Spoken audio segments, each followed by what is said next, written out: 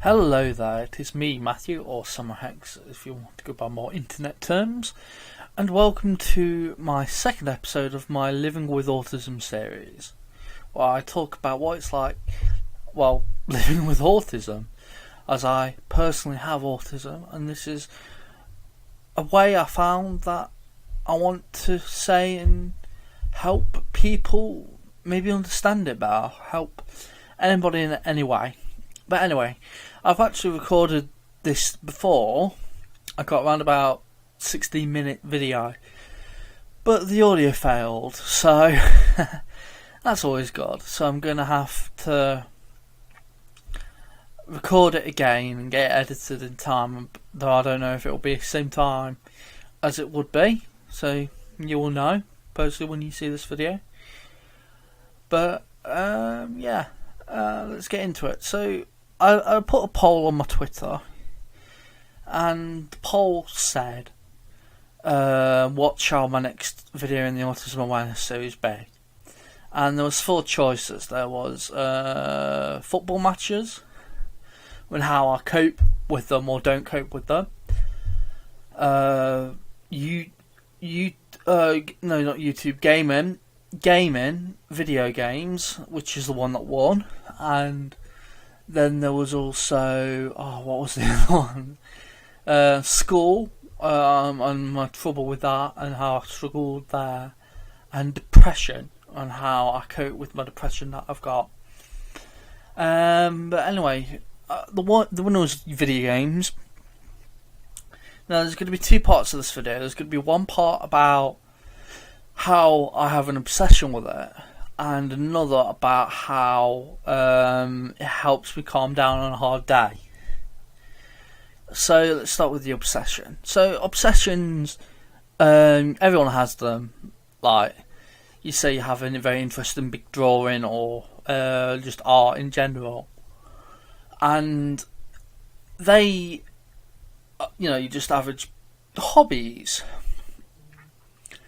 But for people with autism, you can have a hobby, but it goes so far, it's like double or triple or quadruple or even more, like 100 times the amount of a normal person's hobby. And it turns into an obsession or addiction. So my obsession/addiction is with video games, and it's one of 5 I have. I have video games, I have anything about China, anything about Japan, YouTubing, and general writing stories. Now, 3 of the other 4 came from gaming.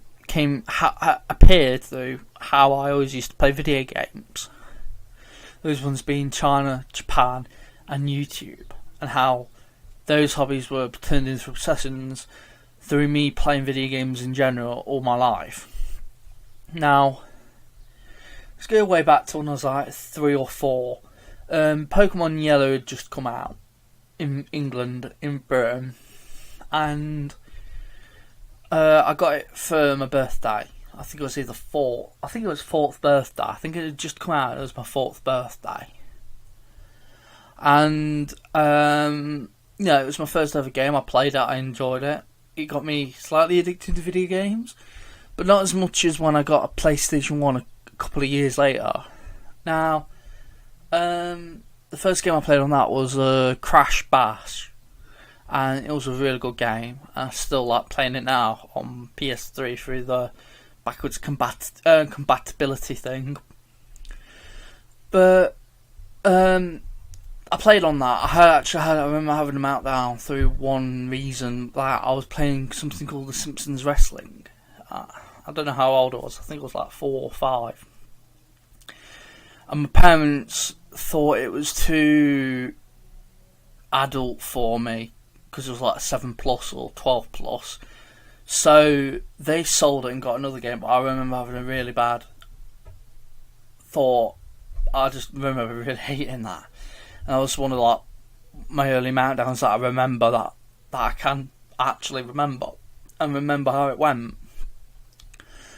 Meltdowns, if you didn't know, are like when something happens quite badly, or just anything that could be normal to someone else, but it just triggers, so to speak, the person with autism, and they just completely collapse almost. Not collapse as in collapse on the floor, but it depends on what the person's like. But they can get angry, they can get sad, they can just hide away and shut themselves away for months at a time. It's happened to me, actually. That'll be its own video, I think. But yeah, that was PlayStation 1. I got PlayStation 2, and that's where I really got addicted to games. It wasn't much. It was round about when I got Dynasty Warriors 5 that caused me to love China so much. Samurai Warriors 2 when it caused me to love Japan so much, and Star Wars Battlefront 2, the original, in 2005, when it got me a bit interested in Star Wars, and it also really influenced my choice of my choices in that I'd always go for games. I happened to have a Choices store, which was a game store nearby where I lived. Still live there, but it's gone now. And I used to just buy games there. I got like 200 catalogued games still that I still own. The only game I've ever sold, and that was against my wishes, was The Simpsons Wrestler. So games are a part of my life. And when I had struggled with school, when I was like 7, 8 or 9, I used to just come home, put myself almost in a trance and just go on the games. So I wouldn't eat for a while. Sometimes I would talk. I would just not even acknowledge my dog or my mum or dad. And I used to just play until I went to bed. And I woke up the next day and had a shower, and then went and played on the video game again until I had to go to school. If I hadn't tried to not go to school because I couldn't cope with it. But that was that. I remember, if you're wondering about weekends, it was just me on that PlayStation for the next 2 days, 24 hours almost, apart from when I slept. And that's video games for me. It's bad, but also good. But the bad thing comes from the obsession where I just get carried away with it. I just really get carried away. I put myself in a trance and just don't do anything for hours on end, until I somehow snap out of it or go to the toilet or something. And yeah, the obsessions, everyone has a hobby, but the obsessions are kind of extreme for autistic people, with autism, from what I know at least. But video games, that's the bad side of video games, but I also have a good side. On these days where I couldn't cope with school, or came home from school after a bad day or something bad happening, I just went on the games. It calmed me down. It helped me. Take a game, a role-playing game set in a fantasy world, something like the Elder Scrolls 5 Skyrim. Just take that and me jumping into that and just sitting down and playing it. It calmed me, getting myself away from the real world and going to the fantasy world, or a historical part of the world where I wasn't alive yet. And games do that to me. It just calms me down. If I've had multiple bad parts of my life where I haven't gone out for like 6 months at a time, or more, and then the games have helped me cope and withdraw, but also cope with what happened or whatever whatever I faced, and eventually it helps me overcome it and get into a better place where I can then go out again and do something. But that's what video games are for me. They're just a lifeline almost for me. You have the obsession where it can get out of hand, where I go, like I said, I go into trance and just, you can't get a sound out of me. I just play video games the entire time for hours on end. But it's mostly that.